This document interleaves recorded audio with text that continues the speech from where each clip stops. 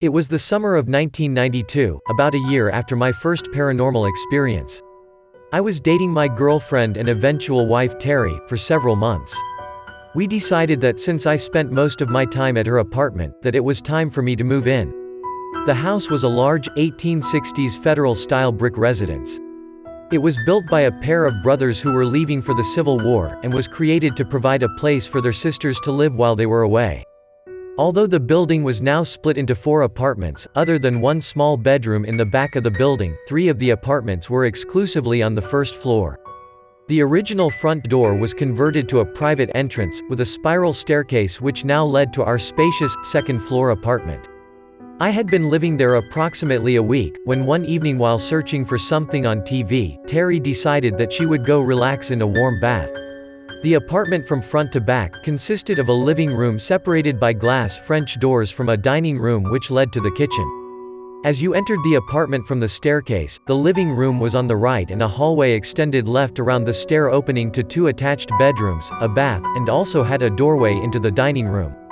As Terry ran her bath, I lay down on the couch, which was positioned against the wall adjacent to the hallway and stairwell.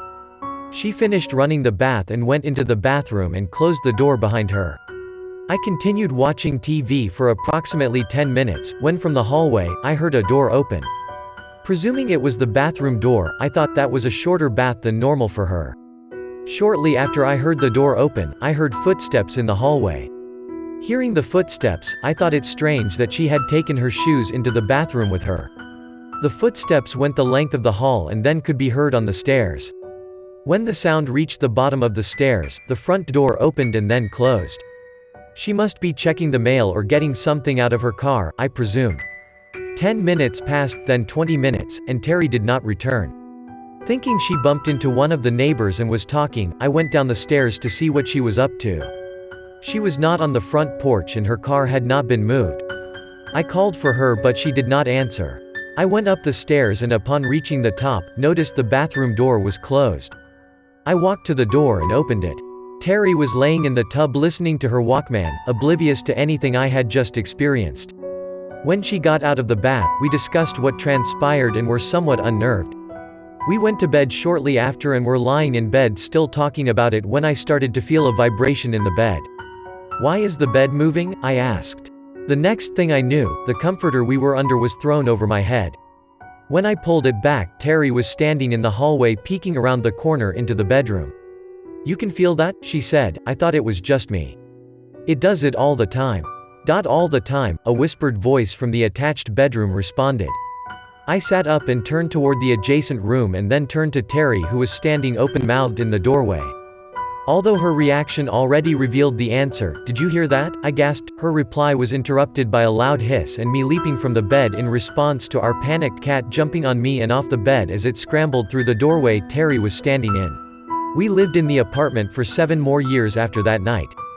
We had several unexplainable experiences. A 3-foot-long, antique bugle-like horn that we had hanging on the wall over the French doors in the dining room was found standing on end on the hardwood floor when we arrived home one day. A sharpening steel hanging on a peg in the kitchen would begin swinging and would not stop until you placed your hand on it, and our cat who had lived in the apartment for 5 years went missing one day. It had somehow knocked a screen out of one of the 6-foot-tall windows and had fallen 2 stories to the ground in a rainstorm. The cat always slept on the foot-wide window sills so it was familiar with its surroundings. The screens had custom-made wooden frames and would have taken all of the cat's strength, or the strength of some unknown force to dislodge the frame. The entire screen and frame fell outward to the ground. We found her the next day, disoriented but unharmed under a neighbor's porch. I mentioned to Terry one day, many times I had sensed or seen out of the corner of my eye, a small child standing behind a rocking chair in the corner of the spare bedroom. I told her that whenever I would turn to look, it would be gone. She sat down and described the little boy in Amish-style clothing perfectly. I began working at a restaurant when I started college in 1995. I met a girl at the restaurant who lived on the same street about a block from our home. When I told her where we lived, she replied, "Oh, you live in the haunted house." As it turns out, a friend of hers was one of the many downstairs tenants who had lived there during our stay. As she related it to me, her friend was in her apartment one evening, which was right below our living room and dining room, when she heard a baby begin to cry in our apartment overhead. The crying soon changed to the screaming of what she presumed was an inconsolable, sick child. She knew us well enough to know that we had no children. The wailing went on for the better part of an hour, until the girl got so upset at hearing the child cry, she decided to see if she could help us in some way. She exited her apartment and walked around to the front porch and knocked on our door.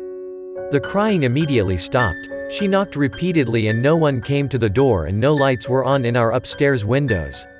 She returned to her apartment and later witnessed us arriving home shortly after. 2 hours later, she moved out of the building. In 2000, I was chosen for a job I had applied for in Maine. We packed our belongings that we intended to take in our personal cars, and a moving company that my new employer had provided packed the rest for delivery to Maine. We lived amongst boxes and crates for a week leading up to moving day. I came home one afternoon and discovered broken glass all over the spare bedroom. The bedroom had a closet which was an abbreviated, converted staircase, which was 2 steps lower than the floor to the spare room. A few years before, we had set a mirror we had replaced from a large antique dresser in the back of the closet just to keep it out of the way until we could dispose of it. It weighed about 80 pounds and was leaning against the back wall with the bottom of the glass about 8 inches from the wall. Something had pushed the 4-foot by 3-foot piece of glass away from the brick wall and shattered it against the spare room landing. Regardless of this protest from our unseen roommates, we bid the house farewell 2 days later and never went back.